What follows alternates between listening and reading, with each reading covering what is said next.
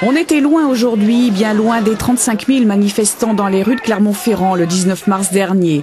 Loin également des 10 000 mécontents du 1er mai. Cet après-midi, ils étaient entre 700 et 1500, selon les sources, à avoir répondu à l'appel de 6 organisations syndicales sur 8, FO et Solidaires, n'appelant pas à manifester sur le Puy-de-Dôme.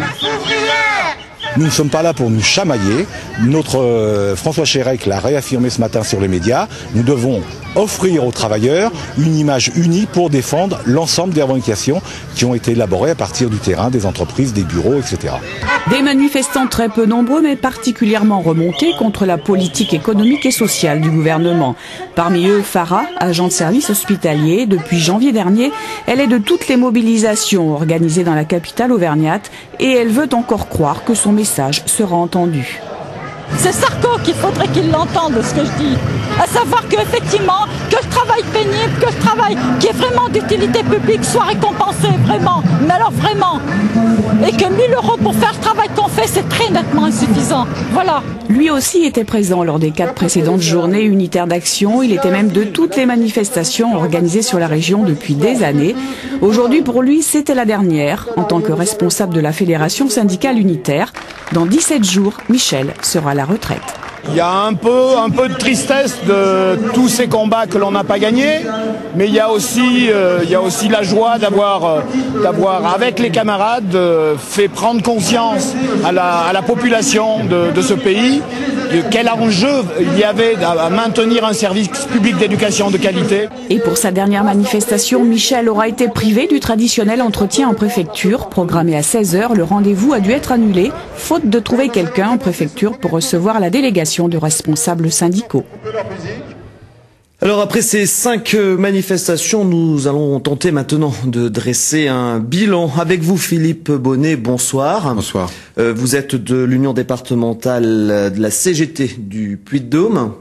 Alors, on vient de le voir, il semblerait que ce soit de plus en plus difficile de réunir des manifestants. Est-ce qu'aujourd'hui, ce type d'action, ce type de manifestation dans la rue est toujours utile pour faire avancer vos idées, faire passer les messages ? Bon d'abord, pourquoi ne pas le dire? C'est vrai que nous aurions préféré être plus nombreux. C'est une évidence. Ceci étant, nous ne sommes pas strictement dans le processus du rendez-vous ponctuel. Nous sommes bien dans un processus d'ancrage sur le long terme. Et dans ce contexte, il est normal et nécessaire de poser un certain nombre de jalons. Cela dit, il était annoncé le 26 mai dernier que la manifestation du 26 mai dernier serait un tour de chauffe pour annoncer celle-ci qui serait beaucoup plus importante. Et finalement, c'est un échec. Bah voilà, à Clermont-Ferrand, ça n'a pas fonctionné comme nous l'espérions. Clermont-Ferrand comme ailleurs. Hein. En France, 70 000 personnes contre plus de 3 millions, environ 3 millions le 19 mars, par exemple. Incontestablement, les chiffres ne sont pas exactement à la hauteur de nos espérances. Ceci dit, si on consulte un petit peu les sondages, le dernier sondage BVA, il y a quand même 3 Français sur 4 qui approuvent ces mobilisations, qui considèrent que c'est extrêmement important aujourd'hui de défendre les revendications et de les porter telles que nous le faisons. Bon, après, il y en aura d'autres. On est au début de la crise. Malheureusement, on est au tout début de la crise. Alors, vous parlez de la crise, justement, on l'a vu dans le cortège, une banderole derrière laquelle vous étiez tous unis. La crise, c'est eux, la solution, c'est nous. Quelle solution proposer alors ? Alors la solution, ça passe par la construction unitaire, patiente, pugnace, réellement, du rapport de force dans l'unité. Je le répète, unité, toujours. C'est vraiment ça notre mot d'ordre. Vous parlez de rapport de force, mais enfin le gouvernement campe sur ses positions aujourd'hui. Oui, mais effectivement. Pour l'instant, ça veut dire qu'il nous reste encore à construire. Voilà, ça veut dire qu'il nous reste à construire. Mais c'est normal. De quelle façon concrètement ? Reprenons un petit peu des exemples historiques. On avait le CPE il n'y a pas très longtemps. On avait une revendication, l'abrogation du CPE. C'était une revendication. Et effectivement, dans ce contexte, on voyait bien que on a pu, comme ça, construire rapidement une mobilisation et gagner. Là, on a un panel de revendications qui est extrêmement large. Ça va contre la marchandisation des services publics, ça va pour l'augmentation des salaires, pour l'augmentation du SMIC, etc. Bon, évidemment, on est globalement contre un projet de société tel qu'il est en train de se dérouler. Donc évidemment, ça va être un petit peu plus long qu'une semaine de mobilisation. On dit que le gouvernement campait sur ses positions, on peut parler peut-être d'une avancée, ce fameux décret contre les stock options, qu'est-ce que vous en pensez ? Très insuffisant.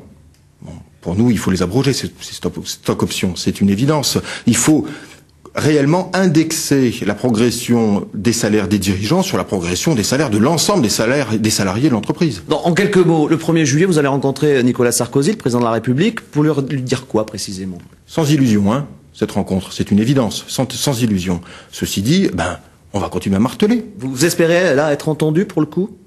Pas forcément sur cette échéance-là. Mais ce qui est clair, c'est qu'il n'est pas possible que le monde du travail aujourd'hui, les salariés, les hommes et les femmes des entreprises, ne soient pas en mesure de s'exprimer vis-à-vis du pouvoir. Donc ça veut dire que vous allez durcir les mouvements dès la rentrée. La rentrée sociale s'annonce plutôt tendue, là? On n'a pas spécialement l'intention de baisser la garde. Ça c'est clair. Et moi je pense que quand même, le désespoir que... Une grève générale éventuellement, puisque ça n'a pas encore été le cas. Nous verrons, la grève générale, elle se décrète pas en appuyant sur un bouton.